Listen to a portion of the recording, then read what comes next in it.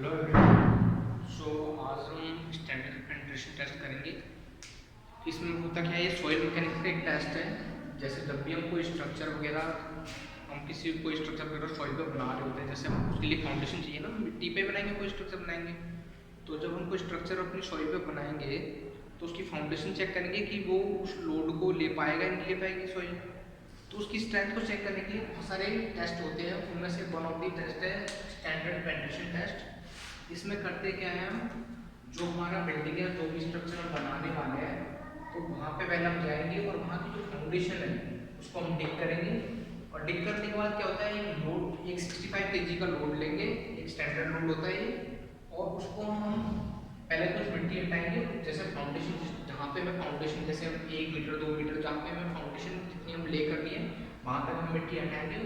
और अपने standard penetration test जो लोड है हमारा, उसको 65 kg का एक लोड होगा, स्टैंडर्ड लोड है।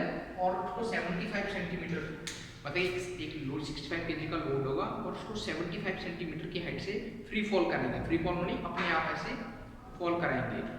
अब फॉल करने के बाद कितनी सेटलमेंट होगी, मान लो तो हम नोट करते हैं 150 mm की सेटलमेंट को। 150 mm की सेटलमेंट हम नोट करते हैं। जैसे लोड 65 kg का लोड लिया और उसे हमने 75 सेंटीमीटर की हाइट से फ्री फॉल करवाया, तो कितनी बार क्लोज में, कितने बार हमने उस लोड को गिराया, वो नंबर ऑफ गिराने कितने टाइम्स में गिराया वो नोट करेंगे हम। और 60 कब तक नोट करेंगे, जब तक 65 mm की हमारे पास सेटलमेंट नहीं आ जाती। फिर हमने दोबारा लोड लिया और दोबारा हमने उसको फ्री फॉल कराया 75 सेंटीमीटर की हाइट से, और दोबारा हमने 150 mm की हमने जो सेटलमेंट है वो नोट की।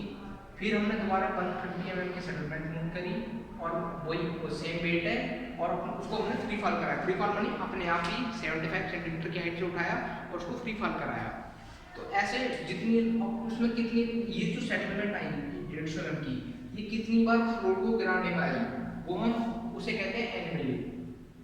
तो उस एन वैल्यू को हम नोट करेंगे कि मतलब कितनी बार हमने उसको फ्री फॉल कराया कि हमें 150 mm की सेटलमेंट हमें मिली, तो वो हम चेक करते हैं। तो शुरू की जो सेटलमेंट 150 mm की आती है वो तो क्या है, मोस्टली जो एयर वॉइड्स वगैरह होते हैं ना सॉइल में, उसकी कंप्रेशन की वजह से आ जाती है 150 mm की, तो उसे हम नेगलेक्ट कर देते हैं। और बाकी जो 150 mm आई 300 mm की, वो हम नोट डाउन करके उसमें कितनी बार हमारा हमने लोड को गिराया, तो वो हो जाएगी हमारी एन वैल्यू। अब यहाँ पे एक दिक्कत ये आती है कि जो एन वैल्यू हमने नोट की, अब यहाँ पे जो सॉइल होगी उसमें तो इतना लोड लग रहा होगा, सॉइल का पहले से उस पर लोड लग रहा होगा।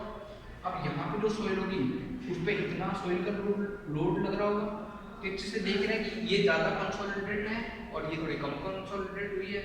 तो जो लोड का अब इस पर जो स्ट्रेस ज़्यादा लग रही होगी, इस पर तो इनिशियली कम लग रही है, ये ज़्यादा कंसोलिडेटेड होगी, ये कम कंसोलिडेट होगी।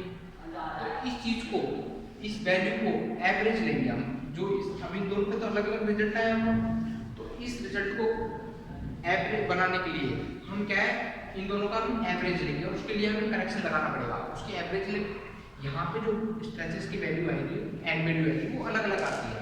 तो उस चीज़ को एक एवरेज बनाने के लिए, एक एवरेज वैल्यू शो करने के लिए हम उस पर एक करेक्शन लगाएंगे, इसे कहते हैं ओवरबर्डन करेक्शन।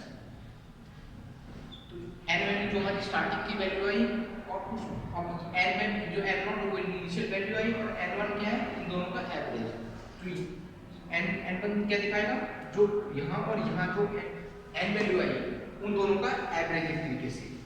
तो ये करेक्शन लगने के बाद जो हम जो जाके हम बताएंगे, जो हमारे टेबल जो एक्चुअल वैल्यू आएगी वो हमारी आएगी ये n1 वैल्यू, इसको हम रिप्रेजेंट कहते हैं। लेकिन सपोज अगर हमारे फाउंडेशन में पानी वानी हुआ, मान लो, तो हमें वाटर टेबल करेक्शन भी लगानी पड़ती है। तो उसकी जब हुई एन वैल्यू निकाली, इस पर हम एक और करेक्शन लगाएंगे, तो वो क्या होगी, डायरेक्ट एक्सी करेक्शन। मतलब ये क्या, अगर पानी वाटर टेबल हुआ तो उसके लिए एक और करेक्शन लगानी पड़ेगी, और उस करेक्शन को लगाने के लिए कौन सा फॉर्मूला यूज करेंगे, ये वाली इक्वेशन हम यूज करेंगे। तो इनिशियली हमने एन वैल्यू को एवरेज एन वैल्यू निकालने के लिए हमने ये वाली करेक्शन लगाई, ताकि जो स्ट्रेसेस है वो बैलेंस हो जाए। और अगर वाटर टेबल है तो उसके वाले केस में हम ये वाली करेक्शन लगाएंगे। लेकिन ये तब लगाएंगे जब एन वैल्यू जो आई वो अगर 15 से डिफरेंस जो आ रहा है उसका अगर वो 15 से वैल्यू ज़्यादा आ रही है तो हम ये वाली वैल्यू लगाते हैं। अगर 15 से कम है तो माइन्यूट चेंज होता है, तो हमें डायरेक्ट टेंसी करेक्शन लगाने की जरूरत नहीं पड़ती है। और इनिशियली जो ये हमारा लोड है पहले वाले केस में, अगर फाउंडेशन का लोड बहुत ज़्यादा है, बहुत बड़ी बिल्डिंग है, मान लो 280 किलोमीटर पर मीटर स्क्वायर से ज़्यादा स्ट्रेसेस लग रहे हैं, तो उस केस में हमें ये भी अप्लाई करने की जरूरत नहीं पड़ेगी, क्योंकि फिर तो स्ट्रेसेस वैल्यू इतना ज़्यादा लोड होगा कि स्ट्रेसेस की वेरिएशन को हम नेगलेक्ट ही कर देते हैं। तो ये था हमारा स्टैंडर्ड पेनिट्रेशन टेस्ट। सो अगर किसी को डाउट है तो आप कमेंट बॉक्स में कमेंट कर सकते हैं। Okay, thank you.